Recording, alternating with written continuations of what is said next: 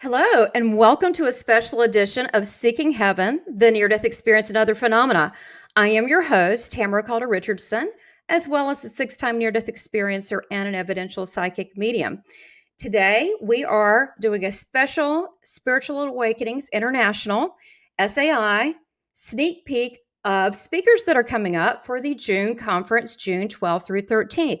Make sure that you sign up and you register. It is free, but you have to go on the website, www.spiritualawakeningsinternational.org.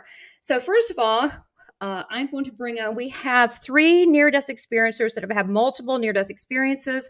I'm going to bring on the first one, and that would be the president and one of the co-founders of Spiritual Awakenings International, and that would be Dr. Yvonne Kason. Welcome. Hi, Tamara. Thank you for having me. Absolutely. I think I'm just going to bring everybody on to have a big party, and I'm going to introduce everybody as they come on. And then we've got, since this makes sense that you come in a pair, Salt and Pepper, here is Robert Bear, who is also the other co-founder and vice president. Welcome, Robert. Thank you. Thanks for having us. Absolutely. And you're also a multiple near-death experiencer. Yes. And then we'll get into that. And then we have all the way from the UK, Raymond O'Brien. Good to see you, Raymond. Hi, everybody. I hope you're all well. Thank you for inviting me back on. I'm very looking forward to this. Thank you. Well, I tell you what, you're definitely a multiple near-death experiencer, and I think you won the prize for us today. Although we're not done. I'm not done. Who knows? So before we get started with this panel, this is just a snippet, and this will be one of the tracks, one of the segments that is at the conference, June 12th and 13th, called the NDE Talking Dead panel. And this is where you would have people that were clinically dead. And this is actually all of us. And we have had, and we're going to actually, I'm going to start with you, Dr. Kason, about your 5 near-death experiences. And I want to go into a two-pronged thing. First of all, personally, how that affected you and how, what those changes, what that meant to you with your multiple near-death experiences. And the second part of that, as I know this is something that is near and dear to you and me too, about talking about multiple near-death experiences and the difference between clinically dead people versus someone who just has a maybe an out-of-body experience or a close-to-death experience. So I'll start with you, and then we'll go through the other panelist guests. Oh, thanks, Tamara. I'm actually going to start with the second part of your question, which is basically why we came up with the idea of having the NDE Talking Dead panel. And it was a brainstorm that Robert Bear actually had. And when we talked about it, we both thought it was really important to highlight that there's a big difference between the types of near-death experiences that people are having. And, in my books and in my research, and other researchers are finding this now too, we realize that there are basically sort of 3 types of near-death experiences. There are the type where people go out of body and they can view what's happening to their dead or unconscious body. Then there's what's called the deeper type, when people go beyond the out-of-body experience and they go into perhaps a life review, and then the realm of light, where they feel in front of the higher power, and they can be completely spiritually transformed by that experience in front of the higher power. Then there's a third type of near-death experience, which is called the distressing near-death experience, where sometimes when people are out of body in their near-death experience, they go into let's call them not so pleasant astral realms. And so those are called the distressing near-death experience. And each of them are different, each of these types, and each of them have a different impact. So this panel is really focusing on people who were clinically dead and also went into the realm of light at some point in one of their near-death experiences. So the second point is that we're discovering that, as you mentioned, it used to be thought that people would just have like one near-death experience and it would like change them for the rest of their life. And it was like their big peak experience. And that was it. But now we're discovering that's not true at all. Is that many people find their consciousness more open to multiple near-death experiences after having one. It's like the pump was primed or something, and so you're more able to have more near-death experiences, it seems, and we're a walking, talking example of it. And not only that, but it also opens your consciousness to other types of spiritually transformative experiences, like mediumistic experiences, healing abilities, clairvoyance, clairaudience, clairsentience. So the whole idea was we want to showcase people who've had some of the deepest type of near-death experiences when they were clinically dead and then came back. And I just want to mention one more thing before I get into my own personal story, which I just want to, we'll be talking about this more at the event, but I just want to remind people watching that not everybody has a near-death experience when they're clinically dead. That there's been really good research out of Holland by Dr. Pim van Lommel, people who've had cardiac arrest and were flatlined, were clinically dead, that only 18%, 18% report that they had a near-death experience while they were clinically dead. 82% didn't. So we really don't know why some people will have a near-death experience when they're clinically dead and other people won't. And also there are many types, as I'm sure you'll hear today from all of us, many types of near-death experience. You're not going to always have the same type, and it's not always a progression, like deeper, deeper. So there's lots that we're still learning about near-death experiences. So that's why we're having this panel. No, absolutely. And I think this is a good point, because so many people that I know that I've experienced that watch my channel, that they assume with a near-death experience that you go to the higher levels, or that you have this spiritual awakening, or you come back as a spiritual guru. And that's not necessarily true. And I personally believe that if you start out, say you have half a brain, you're a little bit more than a monkey. I'm just making a joke. You're not going to turn into Gandhi. You're only working with the person where they are. However, there are many levels. So I'm so glad that we're having this conversation today. Could you use as an example, maybe with yours, the different ones, to kind of give examples with people? Yeah. You've had 5. Yeah. Thank you. I mean, I'll be talking about this in a lot more detail, of course, at the conference on June 12th and 13th. But for myself personally, I've had 5 near-death experiences. 2 were in my childhood, and one at the age of 5 and one at the age of 11. And both of those near-death experiences were an out-of-body type of near-death experience. And, as a child, I never even realized it was anything paranormal. I just okay, I guess this happens to everybody, that, sometimes you're out of your body, sometimes you're back in your body. It actually took me years, 60 years to figure out, that doesn't happen to all kids, that they're going out of body all the time. So I had to realize, I guess it was near-death experiences I had as a kid. And then my first adult near-death experience, I did realize something unusual was happening to me. And that happened to me in a plane crash in 1979. And that one was a mystical type of near-death experience, where I went out of body and then I went into the light, and I felt the love and I felt the presence of the higher power. And I absolutely knew from that experience that our souls will live on after death of the physical body, that what I think of as me would not die. And I also knew from that experience that what I'd been taught about our higher power was not accurate. That as I was experiencing the higher power, I didn't see an old man with a long white beard sitting on a throne judging me, are you good, are you bad? But I experienced the higher power as this loving force, like a force field that's interpenetrating all of creation, the good, the bad, and the ugly. And that this loving force loves each and every one of us unconditionally. And this profoundly impacted my life back in 1979. And then in 1995, I'm cutting it very short. People want to hear more, they have to come here to the panel. But or they can read one of my books, Touched by the Light is I was going to mention that, yes. But then in 1995, I had another near-death experience. And this time, it was different from my other ones that I'd had already, because this time I had a life review, and I'd never had a life review in my other NDEs. But my life review was not of my entire life. It was like a stone skipping through time, and it touched down on some of the peak spiritual experiences I had in my life, which was incredible. Yeah. And I met a being of light in that near-death experience that I also had never met in my earlier ones. So I'm cutting that very short. This one impacted me. On that one. This one impacted me even more than the plane crash NDE. So that's to be told later.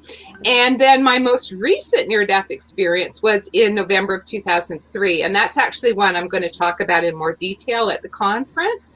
And that's the one where I had a slip and fall accident, hit my head, and died from a traumatic brain injury. And I was dead for a period of time. And I'm going to wrap up just by saying that particular near-death experience, I went out of body, I went into the light, and then I was greeted by beings of light. It was telepathically explained to me that I had died. And then I entered a realm of like pure consciousness where I wasn't seeing things, but I was able to know or remember a vast amount of information all at once. It was like a massive download. And I suddenly remembered all my past lives. It was like a veil that had made me forget was removed. And so after that near-death experience, reincarnation became a firm reality for me. Like before I glimpsed past lives, I was pretty sure it was real. But when I, in the light, actually saw and remembered all my past lives, it was like that was locked in granite. You know, reincarnation is real, and we incarnate lifetime after lifetime after lifetime to grow. And guess what? This is my closing comment. This is not my first lifetime having near-death experiences, so I just have to laugh. It's like, oh, no wonder I'm a multiple NDE, SDE experiencer, because guess what? I've been doing that for many lifetimes, so I'm going to hand it back to you, Tamara. Yeah, well, I tell you, we're going to have some fun already. This is how it's starting, and bam, you're out of the gate with all this. Yeah, it's interesting, and you also have one of the bonuses and the after effect, I think, multiple near-death experiences we haven't even gotten into, and maybe Raymond can take it from here on this one, but the supernatural abilities that you receive, and one of them, I'll just make a comment real quick with Dr. Kason, is the recall of past life, because you can go through a session, past life regression, but yours are now in present time, not in the near death. You can also remember, right? And isn't that one of the things you said? Quite often, yeah, quite often. So let's talk about, thank you for that. And we're going to just have some fun. I'm going to get everybody in, and then we're going to chat. So Raymond, you've had 12, quite a bit. And you are the expert in this area, I believe. You won the prize. So after, if you want to share anything about yours, any cognitions, and also chime in what you think about these people that have multiple near-death experiences. And because you have multiple intuitive and healing abilities, where, I have mediumistic, we totally connected instantly because we have these abilities. Maybe you can even talk about that. Do you see, because you've had a lot of experience, and maybe you can tell us the experience you've had working with traumatic NDErs and maybe the observation of these gifts. Can you hear me, Raymond? Oop, can you hear me? I missed the last part. Okay, did you miss the last part? Okay, so what I was saying is that because you're you have healing and intuitive abilities, supernatural abilities that, of course, like you as a child, you were born with, but the near-death experience enhanced that. And I know you've worked with several near-death experiencers and handling the trauma, because there is sometimes trauma from near-death experiences, and looking at the ability side of things from as an after effect. Do you feel like that, to kind of touch on that too, that the multiple near-death experiencers do you feel that some of these gifts are more heightened like yourself? Yeah, it's something that I found out probably over the last, I think, as I tried to seek help for my own trauma, and when I say trauma, I don't just mean just in from one specific viewpoint of, you know, our normal perceptions of trauma, something that's frightening. A lot of the time, for me, the trauma came through true wonderment of some of the things that I was capable of doing. So it still traumatizes me through some of the things that I'd seen, some of the things that I'd seen when I worked on a chemo unit. That is still knocking on my door from experience-wise. The seeing side of that, I had found that by being amongst others, and also you guys included in this, is that there is a theme that runs through the multiple NDEs, and it's almost just. Oh, wait, we're getting to the good stuff and you cut out. Maybe you're single person who's just had the one experience. It's been my experience that when I've dealt with them on a clinical level, as well as a spiritual level, that they still have the next 4 or 5 steps to go before they actually get a grip on it. So I have found that having so many NDEs, in one way has been massively enlightening, but in other ways it's been quite a curse. But there's nothing I can do about that. I still have to go forward with it. Right. So I apologize, but you cut out a little bit there. I guess it's the connection. This is what happens when you're live. So yes. Just if you could hit that point again, you were saying the multiple, because you work with them, the differences of you said they have to go through a few more steps. Do you think you're saying, so there's an awareness that multiple near-death experiencers have when you're talking to people? Can you tell the difference between someone who's just had one, or maybe not the clinical kind, versus someone that has? Can you tell these differences? I can, yeah, very much so. And it took a long while. In actual fact, it was when I was out in the States, where amongst quite a few NDE survivors, we were talking possibly hundreds over the weekend. That is when I started to notice the theme. And it's kind of like anything, really. If you've experienced something enough, you automatically accrue more information. And I can tell the difference between the first timers and the ones who 2, 3, 4, 5, and 6, and then plus onwards from that. Obviously, I think that once you start getting into where I am, where it is double figures, you have to be very boundaried. You have to be very cautious about who you speak to about, because you can be re-traumatized. I'll give you just a small example. Is that I was at St. Thomas's Hospital for almost about 5 or 6 weeks ago, talking to a heart consultant about the operation that they're hoping they're going to do. And I sat down with a beautiful guy. And do you know one of the first things he said to me within the first 5 minutes of me sitting in his office was, "I've seen your videos. Tell me all about your near-death experience." Oh, so okay. It's the transference that we get from the person who hasn't experienced it can affect, and did affect me an awful lot. I went to see a lot of consultants, a lot of psychiatrists. It was the transference of their own internal reference of death that you wouldn't really be being seen to. They wanted answers themselves. So, you know, as a survivor, it's my counter-transference that I have to be aware of, because it does re-traumatize. So I do see an awful lot of difference. Okay. And so the other thing that I know that Raymond, you and I've talked about before, is that there's this phenomenon that I've noticed. It's took a while for me to figure out. I interview so many near-death experiencers. Of course, I've met so many, but that you have, they're all very different. But then you've got this whole thing where you've got NDE groupies. I never knew there was a thing. And they just want to be around that energy. And I'd like to jump in and just say there's an energy difference when people that have had multiple near-death experiences. I know you have mentioned Reverend McDonald, but there's something, has nothing to do with personality at all. But there's an energy I feel with people that have had that. And I can't explain it, but I know it when I'm near them. And I also, there's an energy that comes with people that have had near-death experiences. I always know, usually know how many and all that too. I could feel it energetically. And you work with energy. Do you agree with that? I do, Raymond? particularly the spiritual groupies. I understand that now. I understand, because it is that power source. It is like tapping into. Obviously, I won't go into detail. I'll save it for the conference. But there has been examples where I've shown by example to others of, like, look, see what happens when somebody will meet them. And I, at the time, I was quite angry, so I used to call them emotional vampires. They just kind of plug into you. They just try to suck the life out of you. And I used to allow this because I didn't know any better. So yes, I see all of that. Which brings me back to some of the other abilities of seeing. So again, that is something which I've had to cope with within my recovery. So it's not just the 12 NDEs. It's everything else that comes with it. It can be devastating. So.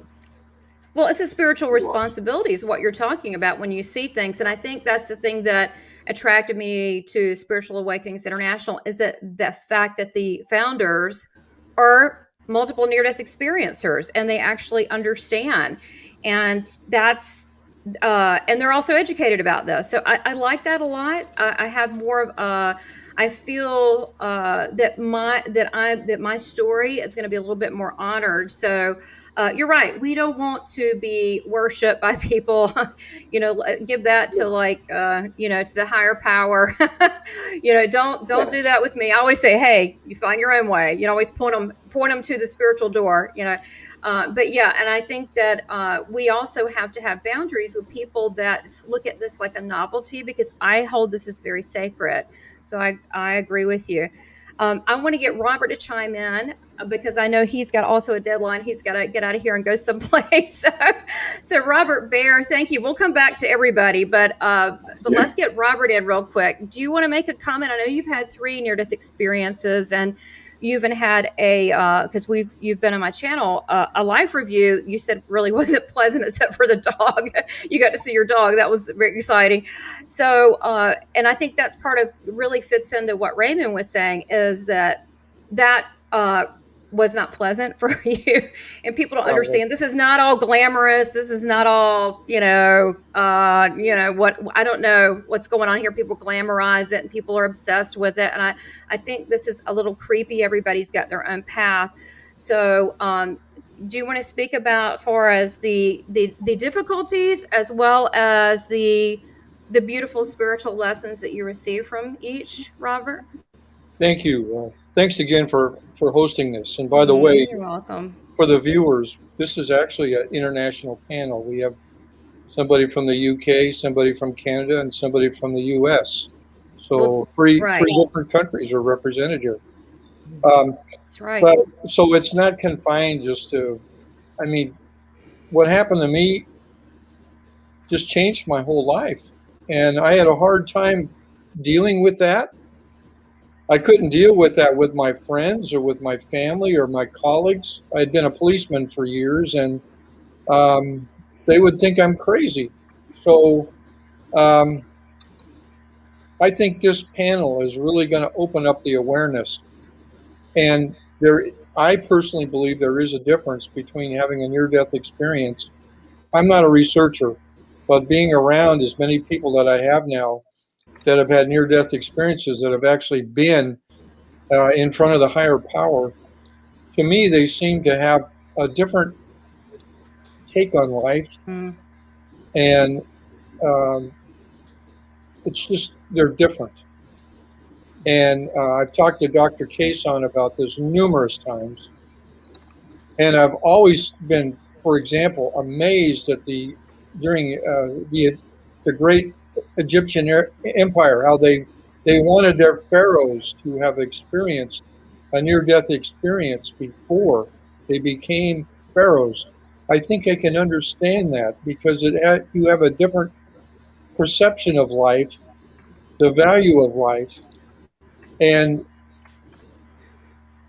it's so humbling to be in front of the higher power. For me, it was. It still bothers me to talk about it. But as many times as I've talked about it, it still bothers me. And in what way? Sharing? Does it just feel uncomfortable? Not so much that, but I can recall being in front of the higher power, and it was not comfortable for me personally. It was not. And I had a life review, like Dr. Kason mentioned. Mine was not pleasurable.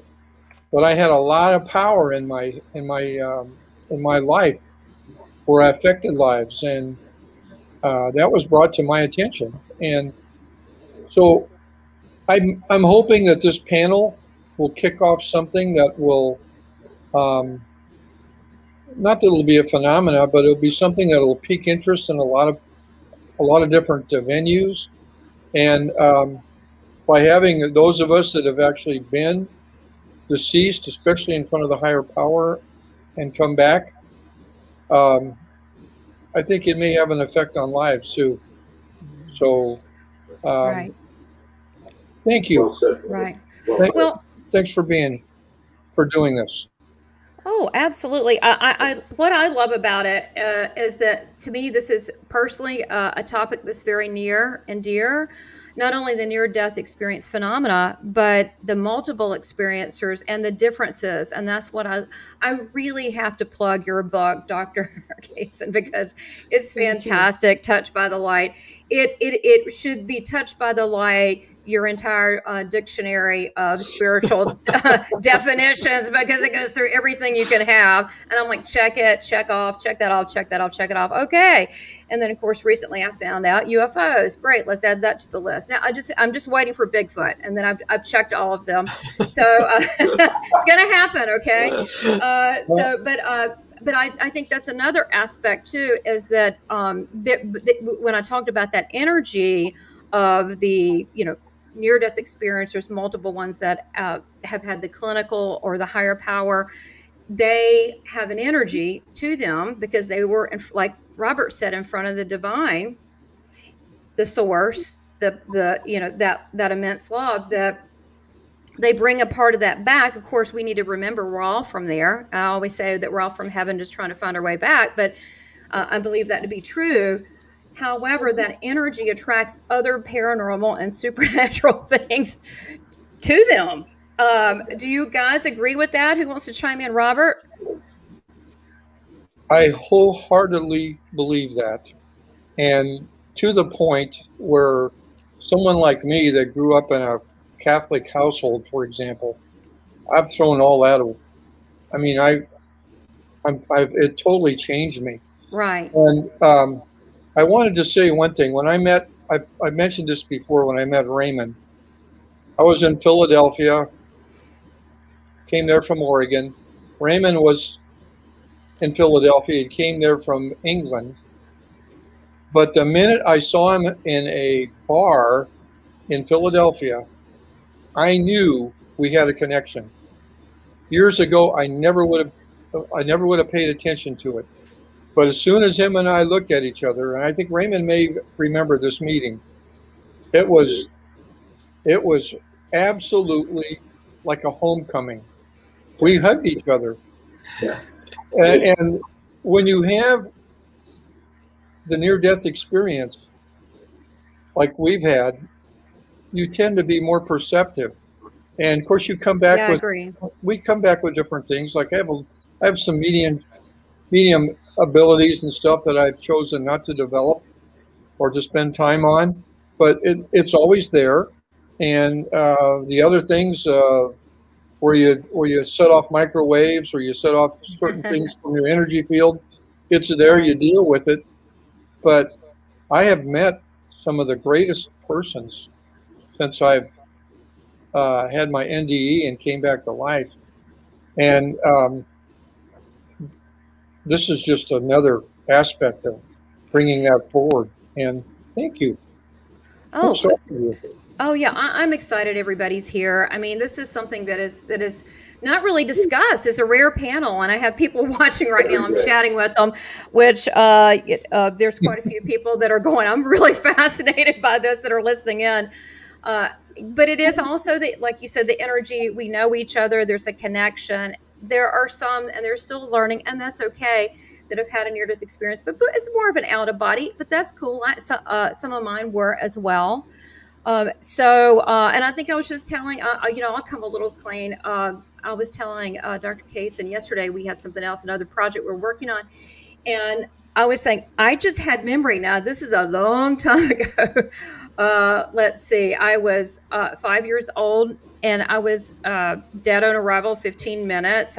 They said, oh, logged me in at that much, but I don't know. But I'm now having memory of them pulling this sheet up over me and walking out of the room, leaving me alone. And I'm getting the figure of 2 hours being out, but I can't understand that because I'm thinking, who could survive that, And so I'm like, and because I have emotion tied to it, I'm like, why now?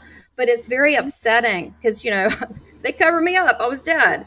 So it's an upsetting thing. I don't know what to say, especially if you're 5 years old.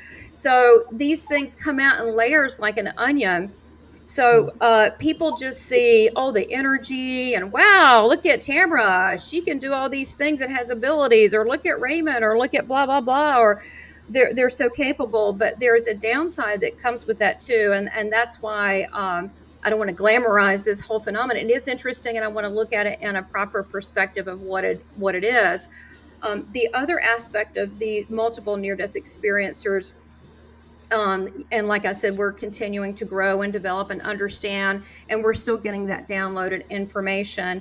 Is, to me, I totally resonated with what you said, Dr. Kason, about seeing past lives of doing this. And I personally believe that we agreed to this on some level. You think, well, why would we agree to this? Well, I don't think anyone agrees to anything. Oh, would someone agree to have cancer? No, but maybe they would agree to learning compassion. I mean, we do live forever. It's not like we really die. So that's why. Well, it is an awakening. Mm-hmm. And if you're here for a purpose to be spiritually conscious and spiritually help the consciousness of others through a love flow and through understanding, and as we understand, then it helps other people understand. I guess we evolve, it helps other people evolve, because we're not definitely perfect at all. So I think it's important that people that choose this path, it's because that there's quite a responsibility. They've decided to wake up. What do you all think about being consciously awake, and the people that have? Do you think it's a choice? Do you think it's part of something we agreed to at some point? Well, let me answer that question first. We'll see what the others have to say. I would say yes and no, Tamara. I don't see it as quite that simplistic. I think there are many people out there that think, oh, yeah, you chose this, so therefore, no, you don't deserve compassion for the suffering you're going through because you chose this. And I find that a very heartless attitude. Yeah. It certainly was not my experience, because at the end of all of my near-death experience, my first 4 near-death experiences, I had no choice whether or not I was coming back. I was just sent back. It was only my last one where I was given a choice. And the choice I was given was either to incarnate in the body of a baby or to return to the injured body. And I was told telepathically that going back to the injured body would be more difficult. But I was not told the details of what was going to be more difficult. But I was also told that would be the higher path. Even though it was more difficult, that would be the higher path for me to go back to my body. And in the realm of the higher power, and my heart was wide open. What my soul wanted to do, what was God's will, whatever was the higher path. And I was prepared to face whatever challenges it was, because I so trusted God's love. And so I chose to return. So you say, did you choose? Well, yes, I guess I did choose to return. Did I know the details of the 12 years of incredible hardship when I was totally disabled after my brain injury? I did not have a clue. So that's why I'm saying it's a yes and no, that maybe we do choose, but in the light, we are so aware and we so trust divine love that those of us that are at that point in our soul development where we surrender to divine will, we trust and we go where spirit leads us. And so that was my personal experience. I think that's a beautiful explanation. I know you two have a comment on this. Who wants to go first? Robert? Raymond? Raymond. Raymond? Go ahead. What do you feel about choosing or not choosing, or why some people go through this and some people don't? I agree 100% with what Yvonne said. I had no choice. I was very disappointed that I wasn't allowed to stay. My first visit to the other side was, I distinctly remember, I called him Santa Claus. He said Raymond's not supposed to be here. And that has been a theme throughout my deaths. Again, from a spiritual viewpoint, others have said to me on the other side, you're not supposed to be here. So I have kind of taken it on the chin. This is how it's going to be, Ray. So just do your best. I think as it's that experience. As you said, Tamara, it's on a multi-layered aspect, and it never stops giving, whether it's good or bad. And that is something I have been troubled. Many of us question, why did it happen to me? Why wasn't I allowed to stay there? What have I done wrong? And I've processed all of that. And I have to say that with the amount of NDEs that I've had just recently, I think the last heart attack I had was probably 3 weeks ago, and the home an out of hospital heart attack. But the peace that is given me, that is something which I've not experienced since my first visit to the other side. So even though it is still very traumatic, it's interspersed with aspects of wonderment, which. I just want to pick up on what Robert said as he was talking. He triggered me. When we met, when we hugged, I've still got your card, Robert, on my notice board. I look at it every morning when I sit down at my table.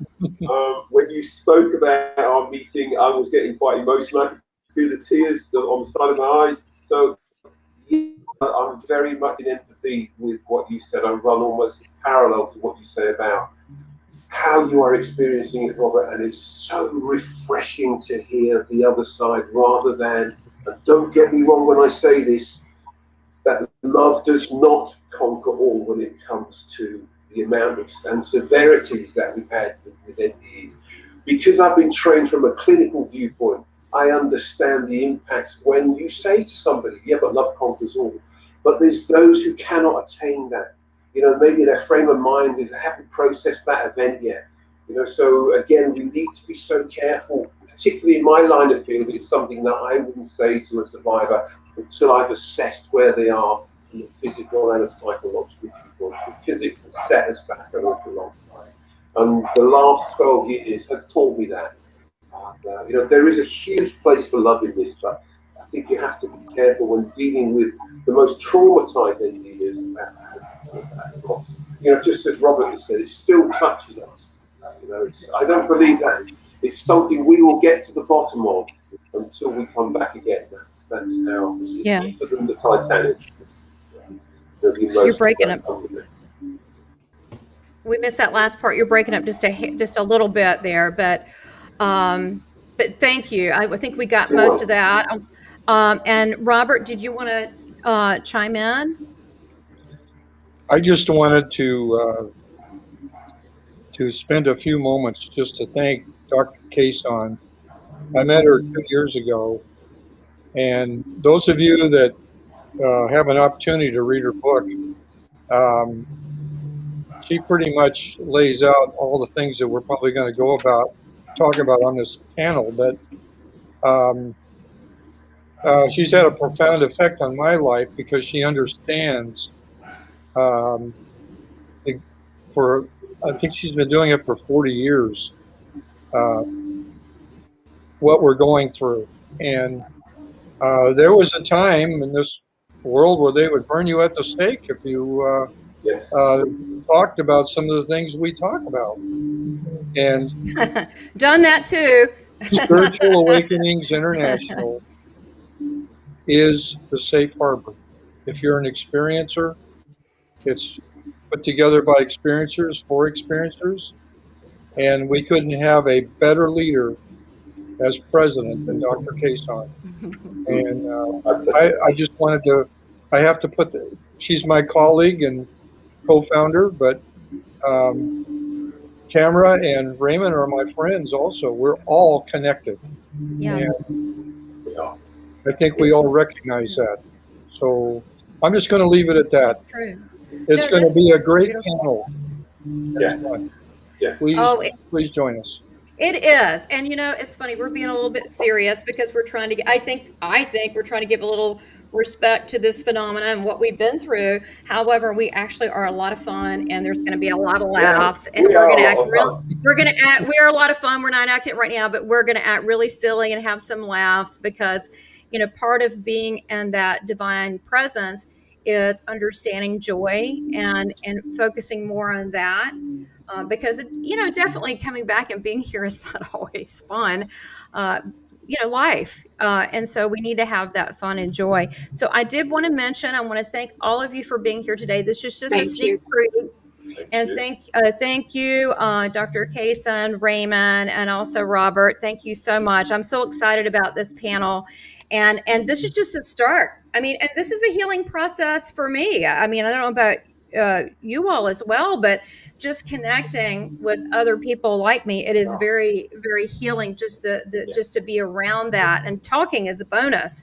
So this is absolutely, I agree with Robert that that's what I'm so attracted to Spiritual Awakenings International. Really 2 reasons. Well, let's say 3, because I really do like the founders a lot. So that might be one. But the second one would be is that they're experiencers. And then the third would be is because of that, there's an understanding, and I feel safe. I feel like that my information will be held a little bit more sacred. So sign up. It's free for the conference. It's June 12th and 13th. It's amazing, the lineup. And you can go and look at the lineup at www.spiritualawakeningsinternational.org. And you can see the lineup, and you can register for free, and it's all online this year. So hopefully next year we'll get past all this pandemic business, and we will all meet in person. There'll be a lot of hugs. We'll have to get there a day or 2 early just so we can keep hugging. So, so any final words from, I would like to give the final words. Again, sign up for the conference. Keep watching and subscribe to this channel, and hit the bell so you can get alerts. And is there any final words that you would like to say, Dr. Kason? I just want to also invite everybody to, you know, take a look at our beautiful website. There's a lot of information there in addition to about different types of STEs. And many people have told me that they've had a very affirming experience just from reading the website, going, hey, I've been having this experience. Oh, there's a name for that experience. And so I invite everybody to take a look at our website, and please come see our conference June 12th to 13th. And these beautiful faces that are with me will all be there. So blessings to you all. Thank you. Thank you all so much. And we're going to have a blast. So join us and be there. And thank you guys again. Have a terrific day. Take care. Bye-bye. Bye. Bye. Bye.